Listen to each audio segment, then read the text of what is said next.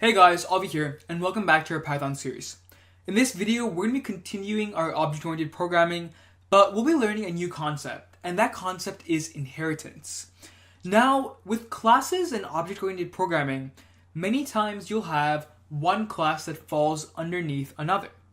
For example, we might have a class person, and underneath that we might have another class male and female. Or you might have divided it into age sectors, teens, adults, old people, stuff like that. So in inheritance, the concept is that you have a child class and a parent class. And the child class inherits, which means that it gets all the properties and functions of the parent class. Okay? So again, it might be a bit confusing, but let's go ahead and let's create an example parent class. So I'm going to go ahead and say class parent, and I'm going to create an init function, pass in self, and I'm going to go ahead and say print out, this is the parent class. Okay? And then I'm going to create a parent function, pass in self, and print, this is the parent function.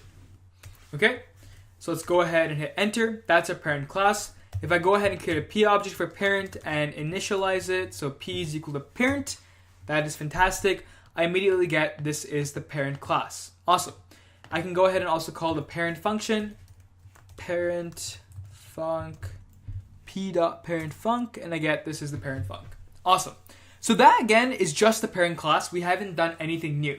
Now we're gonna go ahead and create a child class that inherits the parent class.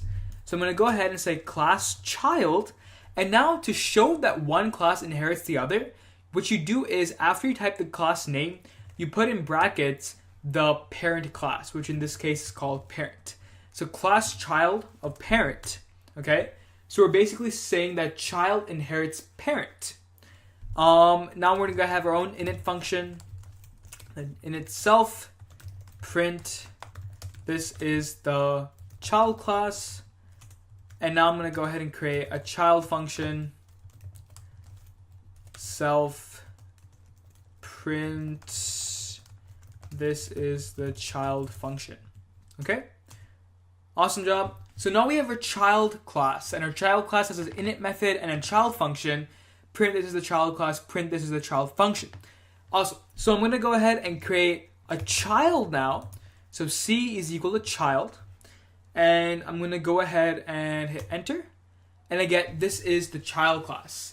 I can now call a child function as well. And I get this is the child function. But what happens when you inherit is that you also get all the functions in the parent class.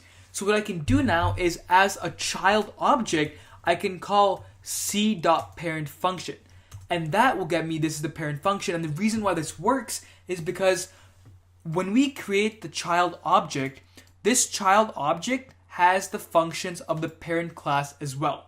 That's the whole point of inheritance. If you have an overall function, for example, every person eats, every person has an age, every person has a name, all that will go into the person class.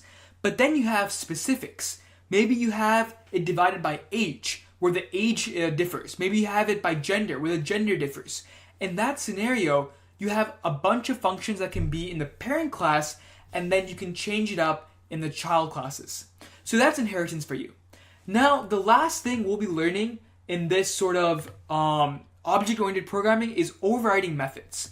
If I have a parent class and I have a child class, and both of them have the same functions, how do I tell Python that, hey, I want to use the child function method, not the parent function method? So let's go ahead and understand how to override methods in Python. So I'm going to go ahead and create the new parent function again. Def init, self, I'm just going to go ahead and pass for now. And then I'm going to create, I'm going to call this function test, pass in self, and print just parent for now. Okay. So that's again a simple parent class, and if I create a parent object and call p.test, I get parent. Great. Now I'm going to do the exact same thing with child. Again, let's make sure that we're inheriting the parent. and create the init function as we did before and pass, but I'm also going to create a test function for my child class.